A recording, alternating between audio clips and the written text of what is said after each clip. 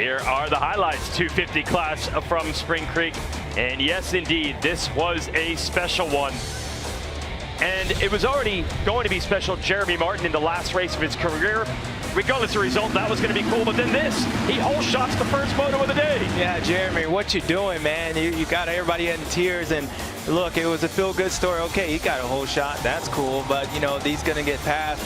No. Mr. Martin said he came here to play. But it was Seth Haymaker making the first move of the day. He said that was a nice feel-good story, but I want to lead some laps. I've been injured too. Nice move up the inside. Very fast. You can see them, both these guys, bouncing going down that hill, but Seth was able to get around and started putting some distance in between him and Jeremy.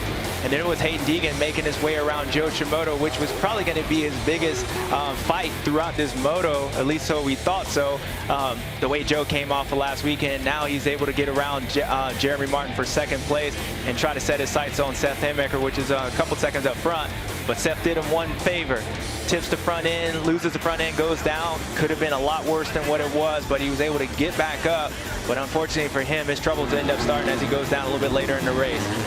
And Shimoda starting to go. He gets around Martin as well, chasing in front with Deegan. Yeah, well, we know when the moto gets going, it becomes Joe time, you know, and last weekend was a big confidence booster for him, the way he rode. And once he got around Hayden, knowing Hayden's injury and Hayden's body language, you thought it was going to be over. But the number one, he just can't let it go. He went down that hill the fastest he did all day long. Kind of surprised Joe, and Joe really couldn't do anything with it. Hayden just had a little bit better pace all day long, and Hayden was able to recover and hang on to this moto. But another 3 motos in a row, or 2 motos in a row, Levi Kitchen, frustrating race.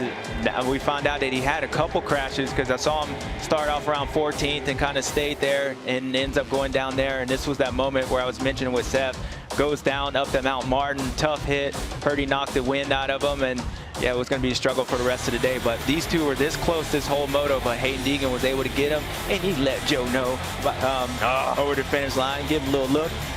This was the story. 3rd place that first moto. What a special ride by Martin. And you were thinking, he can't do no better than that. I think he was thinking that. Interviewed him at the line. He said, I've already done what I needed to do. I whole shot one. I led some laps. But then he goes out and does it again. Yeah, and it was a bigger whole shot than the first moto. This guy came to play. I mean, we were looking on the gate. He had tears in his eyes. Looked like he was just crying. Or maybe he was just tired, because he did mention that. And it's as we're watching Tom Vial, this is the first lap. He goes down, and probably the same thing we saw with Tony Caroli. Back of the pack, bad start, things happen. We know how tricky that entrance was on that sand roller. But Jeremy Martin, man, everybody threw it at him. This was Joe Shimoda throwing the first blow after Jeremy led a few laps in the opening, so that was really cool.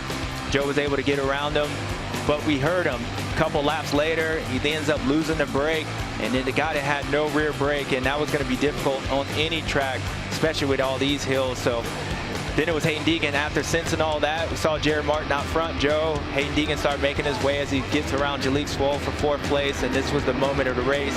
Joe shifts down or goes to hit the brake. There's nothing there. Probably forgets, runs off the racetrack, and we were like, what's going on? And Joe's pointing. I've been in that position. You're pointing at the mechanics, thinking that he actually can do something.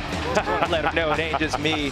And then it was Hayden Deegan making his way around Joe Shimoda. Joe was really struggling going down those hills, and Hayden got him off, let him know, slows down a little bit. And that was big. That actually gave Deegan the overall at that point, because you're looking at a 1-2. And then you're thinking, okay, Hayden's in second. He's going to run down Jeremy. No.